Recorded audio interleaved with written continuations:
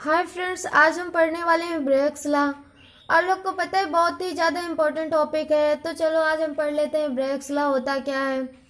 Figure आप लोग देख ही रहे हो।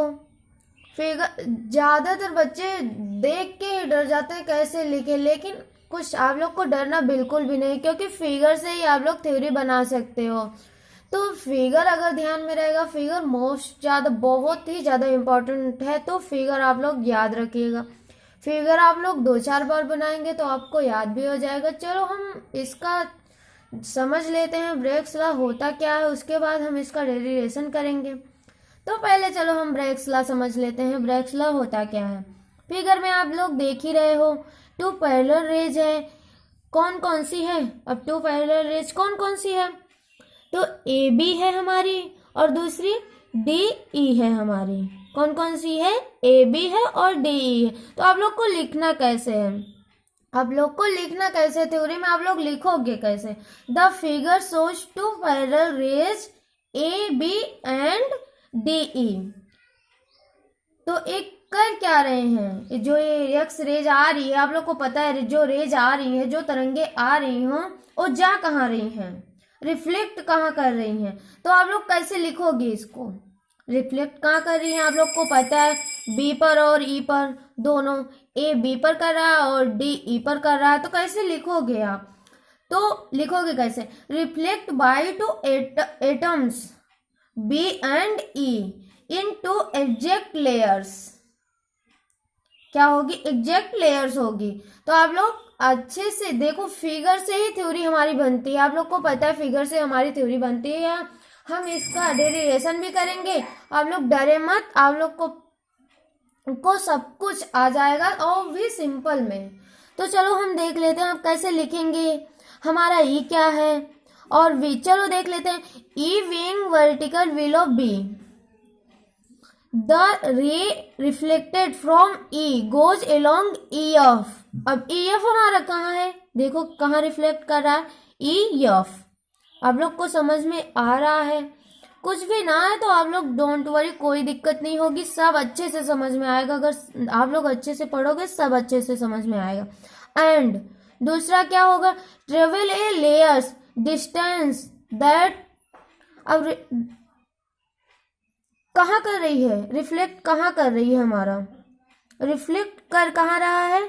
दूसरा हमारा है बी।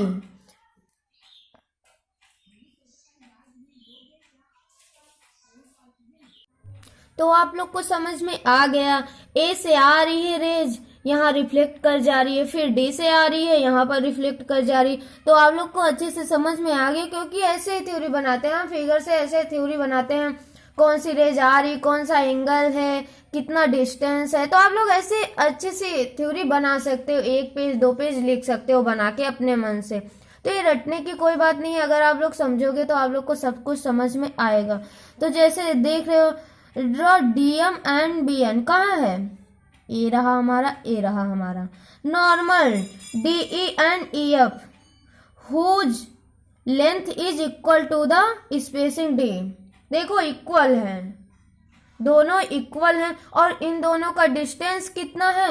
हमारा डी है। आप लोग देख ही रहे हो, डिस्टेंस इक्वल है, दोनों ए भी इक्वल है और ए भी इक्वल है।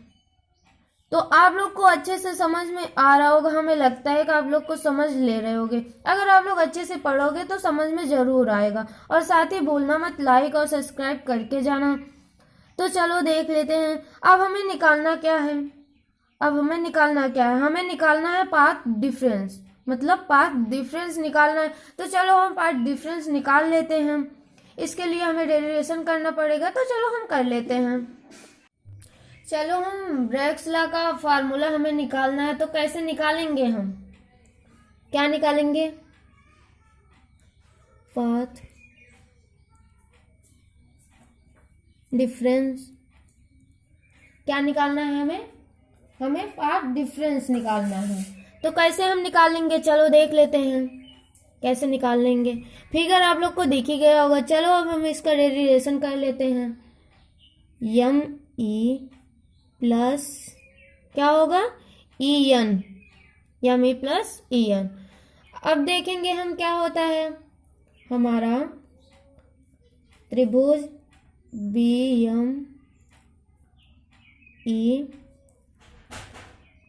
Sign theta, sine theta equal to कितना होगा हमारा, एम ई अपान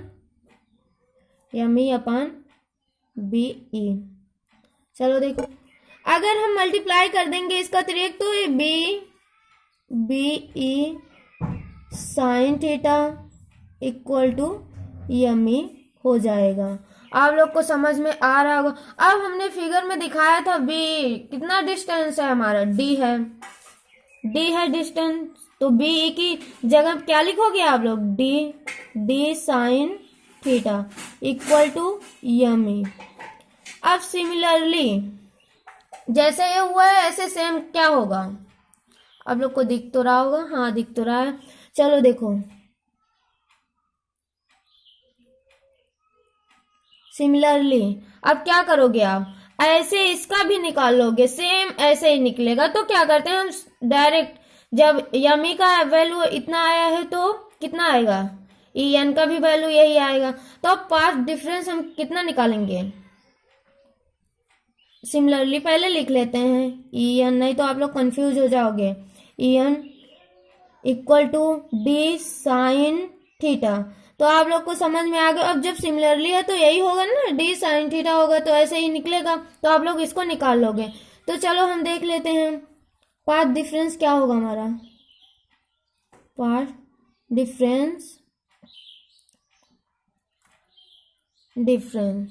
चलो अब क्या था हमारा, M E plus E N equal to D sine theta plus D sine theta equal to कितना हो जाएगा, 2d साइन थीटा, कितना हो जाएगा 2d साइन थीटा।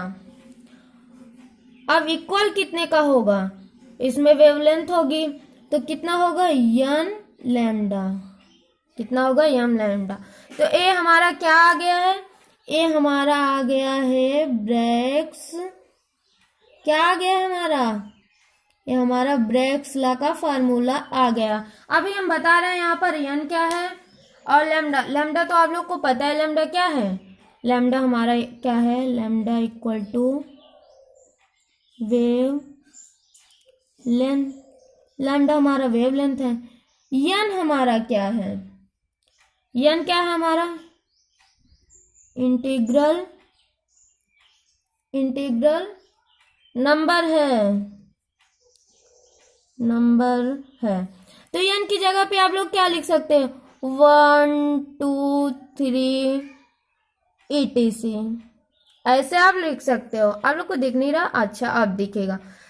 तो यन हमारा क्या है, इंटीग्रल नंबर है। यन इक्वल टू आप लोग क्या लिख सकते हो, 1 2 3 etc, कुछ भी लिख सकते हो। सो फ्रेंड्स, हमें लगता है आपको ब्रैग्स लॉ डेरिवेशन अच्छे से समझ में आया है। आप लोग इसकी थ्योरी भी लिख सकते हो। Thank you.